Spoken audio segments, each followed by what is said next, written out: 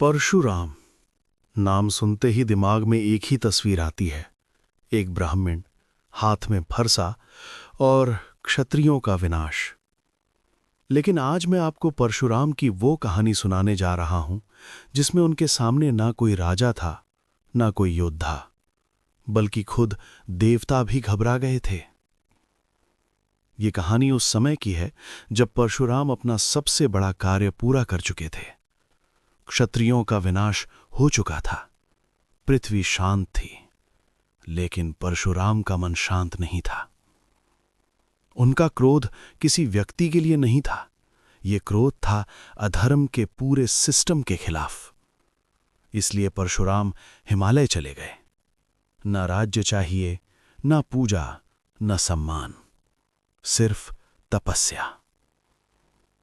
और यहीं से कहानी और भी गहरी हो जाती है।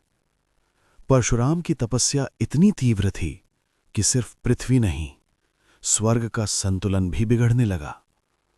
इंद्र को लगा, ये ब्राह्मण योद्धा अगर ऐसे ही तपस्या करता रहा तो कल को स्वर्ग का राज सिंहासन भी सवाल में आ सकता है। और यहीं पर देवताओं ने एक बहुत बड़ी गलती कर दी। उन्होंने परशुराम की तपस्या तोड़ने के लिए कामदेव को भेजने का फैसला किया। हां, वही कामदेव जिसे शिव ने पहले भस्म किया था और बाद में अनंग रूप दिया। देवताओं ने सोचा, तपस्या तब तक शक्तिशाली होती है जब तक मन शांत हो। अगर मन भटक गया तो परशुराम भी रुक जाएंगे। कामदेव ने अपना प्रभाव दिखाना शुरू किया, मोह, आकर्षण, विचार। और तब परशुराम ने अपनी आंखें खोली। यह शिव जैसा उग्र क्रोध नहीं था, यह था शांत, नियंत्रित और भयानक क्रोध। परशुराम ने कामदेव से कहा, तुमने मेरी तपस्या को नहीं तोड़ा, तुमने देवताओं की सोच को उजागर कर दिया। ना कामदेव को भस्म किया गया, ना उसे श्राप दिया गया। परशुराम ने सीधा देवताओं को श्राप दिया। परशुराम बोले, जब जब पृथ्वी पर अधर्म होगा और शक्ति अपनी सीमा भूल जाएगी, तुम देवता होते हुए भी सिर्फ दर्शक बने रहोगे। न तुम पूरी तरह हस्तक्षेप कर पाओगे, न तुम धर्म को रोक पाओगे। कुछ पुराणों और लोक परंपराओं में इस श्राप को देवता असहायता श्राप कहा गया है। और इसी का प्रभाव माना जाता है कि महाभारत जैसे महायुद्ध में देवता सीधे रूप से युद्ध में नहीं उतरे। अब यह कहानी आती कहां से है?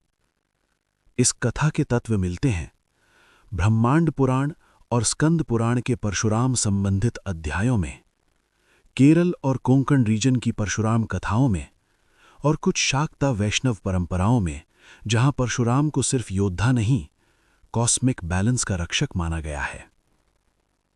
यह कहानी वाल्मीकि रामायण या मेन स्ट्रीम टेक्स्ट बुक्स में डिटेल में नहीं मिलती, लेकिन पुराणिक और रीजनल ट्रेडिशंस में जिंदा रही है। और इसका संदेश बहुत स्पष्ट है। परशुराम को प्रॉब्लम शक्ति से नहीं थी, उन्हें प्रॉब्लम थी बेजिम्मेदार शक्ति से। जब राजा गलत हुए तो उनका विनाश हुआ, और जब देवता भी धर्म के बजाय राजनीति चुनने लगे तो परशुराम ने उन्हें भी नहीं छोड़ा।